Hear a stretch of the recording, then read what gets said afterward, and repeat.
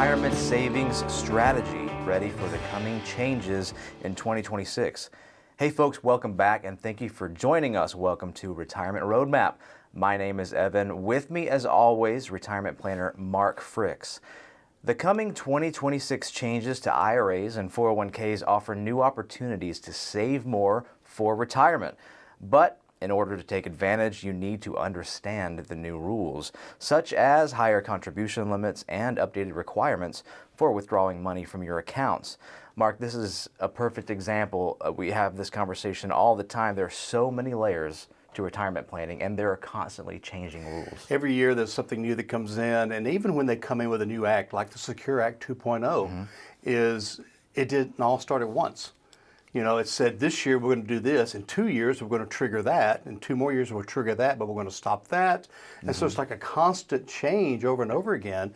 And if you're just, if you're working with someone that invests your money and chases some returns, that's fine, but you're missing out on a lot of opportunities, a lot of things that can make a big difference in your retirement, which is what we're going to talk about today, are some things that may be sneaking up on you that you weren't aware of. In fact, I was reading an article this morning I shared with you earlier that had incorrect information in it. And I'm like, and it was on like a major news feed. And I wanted to call the writer and say, did AI write this or where did this come from? And so Googling it may or may not help you. I don't know. So there's a lot of misinformation out there. Yeah, well, it's so, I don't want to get down on the AI tangent right now, but, now, unless you disable it, your search engine on Google or wherever else has the AI answers first. And a lot of times you got to scroll down to find the IRS website or other things that would have the actual information. I had one the other day pop up, and that's all they showed was the AI. I could not get anything else to pop up. And I had to reload it, come back once or twice to get something else to appear. It was kind of strange. Well, we're going to dive into this, and we're definitely going to talk about contribution limit increases, things like that, a little bit about deductions, things like that, the phase-out stages. That's always a riveting conversation. But the first topic is actually a really interesting one, and I'm kind of curious where it came from, at least the ideas of where it came from, and that is on the idea of catch-up contributions. So when you're 50 or older, the IRS allows you to pay a little bit more into your retirement accounts to catch up on any missed time or as you get closer to retirement, so age 50 and older. So catch-up 401k contributions for higher earners over 50 now must be made into a Roth. Into a Roth, which first of all, I love the idea. Okay, it's kind of forcing people into a Roth, which you don't get a tax deduction this year, as we know, but you never pay taxes on that money again. Right. I don't know if I love the forcing part, but there's some weird caveats. And there's some caveats to it as well, which I think you're going to get into, right? Yeah, absolutely. So, 10,000-foot view, the rule requires that certain high-income earners must make their age 50 and older catch-up contributions to their 401k, 403b, governmental 457b plans on a Roth on an after-tax basis. So what this does is it eliminates what could be a significant pre-tax deduction for higher earners nearing retirement. If they're putting more into that tax deferred, then they can take that deduction when they pay their taxes, but this is effectively requiring them to pay income tax on the catch-up portion for their savings now rather than in retirement, which in a micro lens of the year, that might seem like a raw deal, but we discuss this all the time in retirement planning. The more money you can put into a Roth that can grow tax-free and come out tax-free, even if you don't get that deduction, is going to make a huge difference. And I'm assuming if you're a high-income earner, you probably have, and you've been earning that for a while and putting money away in these tax-deferred vehicles, you already have a bit of a tax problem in the future. I'm sure you already have a lot of traditional IRA, 401k money as well, so that, as you were alluding to. So this will help you, again, these higher contribution limits going into the Roth. Again, it's only for people that make a certain amount of money. Do you have that level? Is it 150? 150, yes, sir. 150,000. So this is the problem, though. I think you're going to introduce. In the prior calendar year. Okay, so the year before, okay. But let's get into the other side of this. Yeah. Evan, my company doesn't offer a Roth in my 401k. What should I do? Well, you are no longer allowed to make catch-up contributions. Many 401ks these days, we know, offer Roths, but not all of them. and 5 years ago, a lot of them didn't. Right. If your 401k does not offer a Roth option and you are 50 or older and you make too much money for that, and to over 150, you can't make any catch-up contributions if the Roth's not available, which I think is... Well, they're forcing the hand of the employee to put more money into the Roth, which again, I can't disagree with. I just don't like government forcing me to do something, even if it's good for me. Yeah. Or presumed to be good for me, right? So that's the one issue I have. I would rather the government educate folks and say, this is why you want to do this. But that's the only part of the bill I don't love. And is there an end date to that? No, not currently. Or at least not one that I saw. Okay. It might be one of the classic permanent until someone changes it situations, but I'm not sure. Don't quote me on that. Right. One of the things that gets to me on this one, and another point later on another topic, it's another situation where it feels like, well, let me back up. We already know Social Security's in trouble. The trust fund side of Social Security is in trouble. There's something else going to happen later where I'll talk a little bit more about how I feel like the government, kind of like corporations when they moved from pensions to 401ks, they took the responsibility off themselves and put it on the individual. Right, pass the risk on to the employee. It's starting to feel like this and a couple of other things, other changes, they are preemptively making some changes to cover some of the loss that might potentially happen with Social Security, this being one that could help people a little bit with tax burden in their retirement. We'll get into that a little bit later as well, but I can't help but have a little sneaking suspicion. There's always this little thing on my shoulder saying, yeah, but. Yeah, more responsibility on you, more responsibility on you, which, right. Again, I believe in personal responsibility, but I also believe that if you're promised a Social Security payment, you should get that Social Security payment if you paid in for the last 40 years or whatever it may be. And if the system is broken, I'd rather fix it than just dole out responsibility elsewhere, but that's another conversation.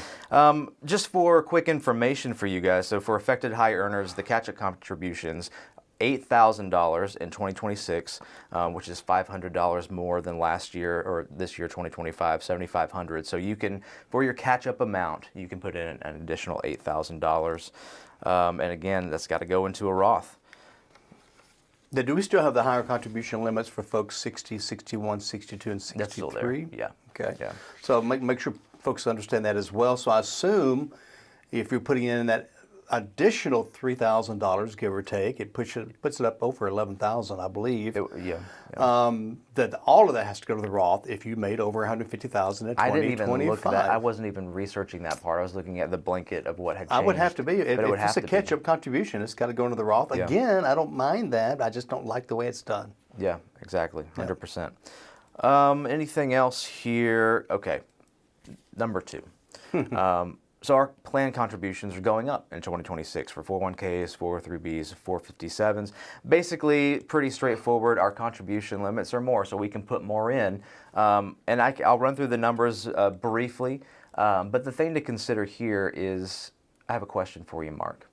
How many people do you know, whether clients or prospects, who are currently working and have the opportunity to put money away into 401k or employer sponsored program? How many people are maximizing what they're putting away? I wish I had a great number for you. I know that of the folks we meet with, which tend to have a little bit more money because they come to an advisor because they have more money, typically, not always. Many of them are, some of them are not. What's nice is if you're under age 50, your expenses are more. Yeah. Especially if you had children, if you putting them through college, you had to buy them a car, they're on your car insurance. If you're in private school all these years, when that last child leaves the nest, so to speak, it's probably in the 50 to 55-year-old range. Yeah. So you should have more money you can put away. But again, how many people are? We've taught classes, and we'll bring up these contribution limits, and I'll have a couple of people go, "Yeah, I wish I could do that," or whatever. Yeah. So I don't know the percentage, but it certainly is not everyone. Yeah, and that's again where the catch-up contributions really help out at 50. That's what they're there for, because we know in your 30s, 40s. Anytime in that place you've got responsibilities, cost of living is higher, you're not making as much money, you have children, things like that. So we see people as they're aging 10, 15 years from retirement, they're in a place that is typically easier for them to maximize some of these retirement accounts. Even then, don't just assume that you'll be able to. There are certain disciplines you can practice and start early to work your way up to that, such as if you get a raise, only take half of it home and put the rest of it into your retirement account or things like that. Yeah, and go on some type of a budget. It doesn't have to be, I'm going to save every receipt, and when I get home, create a spreadsheet necessarily. Most folks won't do that. But at least maybe for a couple of months, just track what you're spending. You'll be shocked at where some of your money's going. Also, though, the good thing about the age 50 range, that typically is your top earning years as well. Yeah. And a lot of times, the other spouse that may have stayed home with children for a while, maybe they go back to work as well. So they're bringing in money also. So maybe now, maybe while the kids were, instead of putting them in childcare, one spouse stayed home, took care of the children, at least part-time, maybe full-time. So many folks come in that meet with us where, again, one of the spouses just went back to work at age 45 or 50 to bring in that extra income to do the catch-up. So it certainly is it's a good idea to have that available. But you're right. I don't know how many people are taking advantage of it. I don't know how many people can take advantage of it. But it's still there. And if you're making over $150,000, then you're probably making enough to maybe do some more catch-up as well. Yeah. So. A quick run through the numbers here of just the changes. So the 2026 contribution limit is now $24,500, up $1,000 from last year. That's for employees under 50. The standard catch-up for 50 or more is an additional $8,000. So the max contribution for folks under 50 is $32,500. And then over age 50. Under age 50.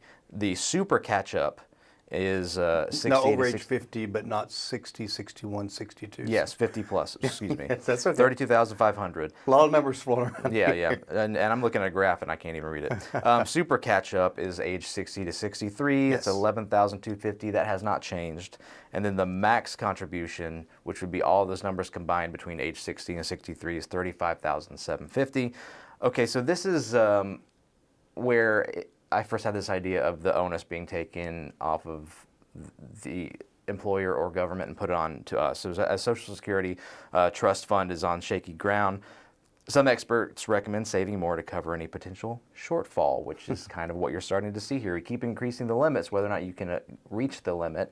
But how much more? So experts at the Pension Bee suggest people save an additional $138,000 in additional savings to generate the same income if Social Security is reduced based on the 4% withdrawal rule, which we've had conversations about how accurate that can be.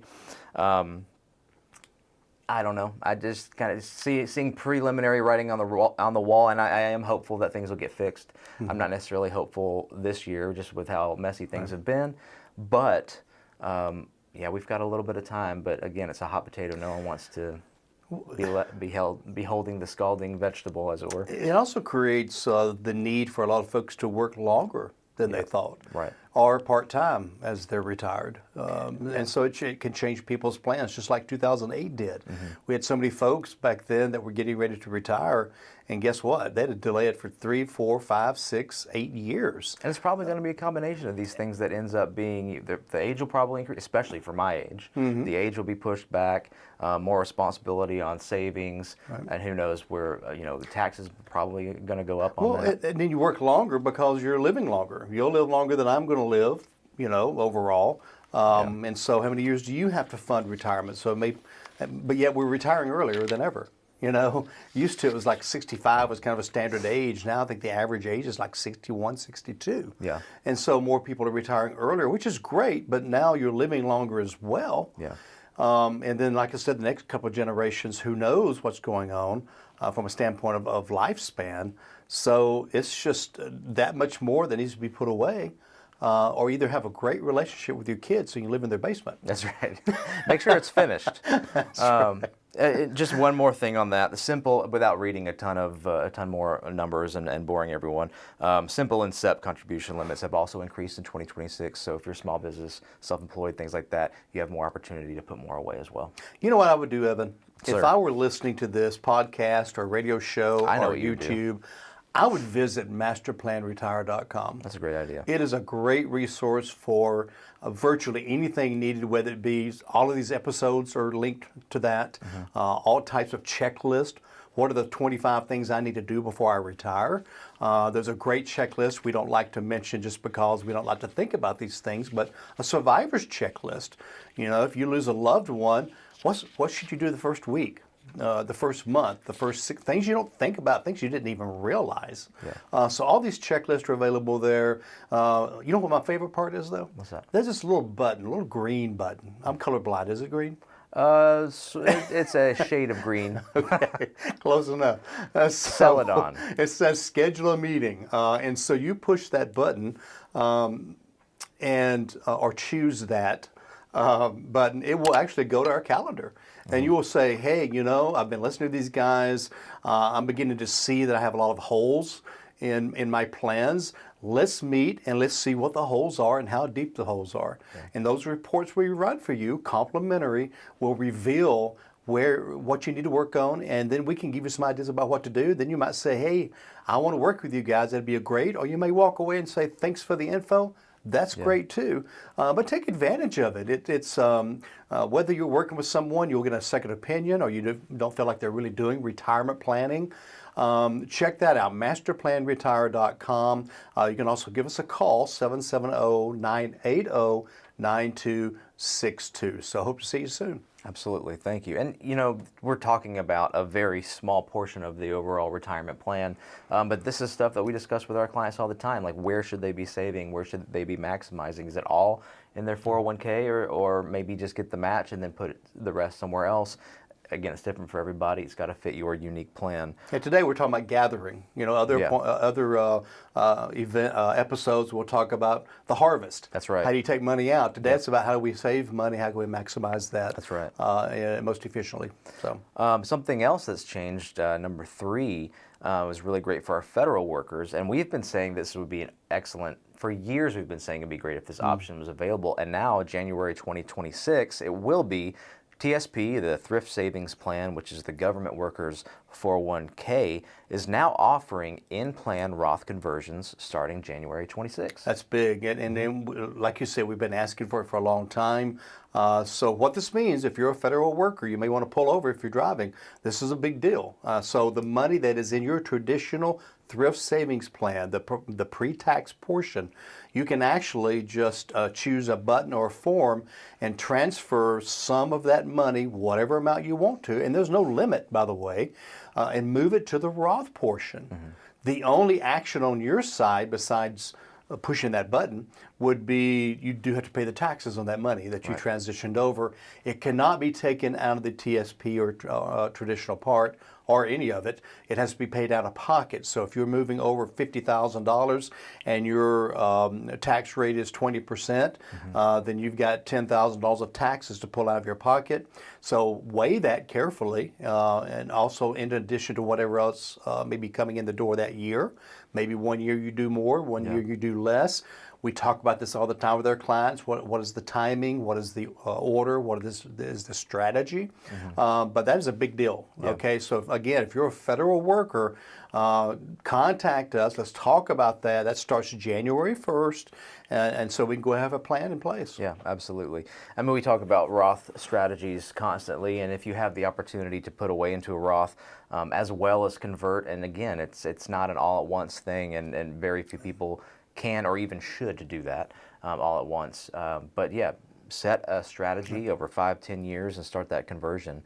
Fantastic. Really thankful that that's And as we talk about a lot, Evan, we are in a season of lower taxes. We have been for quite a while since the Reagan years, and even with the big, the 2017 tax cuts that were extended, they're one of the lowest it's been even during Reagan's years. And so take advantage while they're on sale. They will not be on sale forever. All sales end, okay? And so it has been extended through the holiday season or whatever, and it will be extended as long as somebody else comes in and changes them. So we feel pretty good about the next 3.5 to 4.5 years. After that, everything's on the table. As always, we have a lot of debt. We have a lot of programs in trouble. So we do feel taxes, the tsunami of taxes we feel are coming. let's get what we can tax-free while we can. Yeah, absolutely. Number 4, so outside of the 401ks and employer-sponsored plans, traditional IRA and Roth contribution limits have also increased. Just real quick, IRA contributions for 2026 under the age of 50, 7,500. That's up 500 from last year, and then the catch-up contributions are 1,100. Okay. So thanks. Kind of an odd number, but that's good. Yeah, up $100. 8,600. Yeah, yeah. I don't know. No, they were 8,000 last year, right? Yeah. Okay, so up $600 for catch-up. There are a couple of things to keep in mind. That your modified adjusted gross income phase-out ranges for making deductible contributions for a traditional IRA. So basically, if you're putting away into a tax-deferred traditional IRA, if you start making too much money, you no longer get that deduction at the end of the year on your taxes. And we can run through these numbers real quick about single and married filing jointly, but the thing to consider here is if you are making that money, you should already be considering a Roth, unless you really need that deduction. But the deduction phase-out limit is not as high as you'd think. Once you hit that, you might as well be in a Roth the whole time at that point. If you're not getting the deduction, there's no reason to be putting. Of course, you make too much money to do a Roth. But there's a window. There's a substantial window. All right. Okay, so. And even if you can't, though, of course, and you may bring this up in a moment, is you could do a backdoor Roth. So put money into the IRA. You don't get a deduction if you make too much money, but as you transition it to a Roth, there's no taxes either because you've already paid taxes on that money anyway. So there are ways around all of these rules here. You just got to know what you're doing and don't mess it up. And be careful with the backdoor Roth because there are several caveats that can get you in trouble if you are not aware of them. Right. So the single head of household deduction for modified adjusted gross income, 81,000 or less, you get the full deduction. Partial deduction, so the phase-out stage is between $81,000 and $1 and $91,000 a year. Okay, no deduction if it's over $91,000. Married filing jointly is $129,000 or less, and you get the full deduction. Between $129,000 and $149,000 is the phase-out, so you get partial deduction, and then $149,000 or more, no deduction. Now, I'm going to skip ahead a little bit to the Roth contribution limits. So for 2026, single, you can't make more than $168,000 or else you can't contribute to a Roth. So that's from 81 to 168. That's a good window. Okay. And then filing jointly for 2026, that went up a little bit to 252,000 to where you're still able to contribute to a Roth. That window is between, it's a little bit over $100,000, so 149 to 252. So that's a good window. You're not getting the deduction. Why not put it in the Roth? Maximize that. Right. And again, this is all numbers we have to run. We have software, but we also have expertise. We also understand all the new rules coming out. So you need a plan. It's as simple as that. You need a plan. And this is just one segment of what we've been talking about.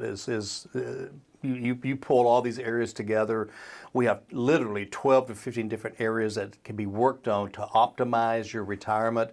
And I've had people come in, it's so funny, they'll say, just put me down to living to age 80. I said, you write it down, you notarize it because that's what we'll plan. But otherwise, I tell you what, it's exponential. Healthcare is exponential. Technology is exponential. So every discovery they make leads to 3 more. And our lives are getting longer and longer. And so we've got to be planning. I'd rather plan to live too long than too short. That's right. But it all has to come together. Absolutely. Folks, don't forget to check out our website, masterplanretire.com, to schedule your complimentary consultation. Really glad you joined us today. Hope you'll visit the website, masterplanretire.com. And until we see each other again, plan well and prosper. Take care.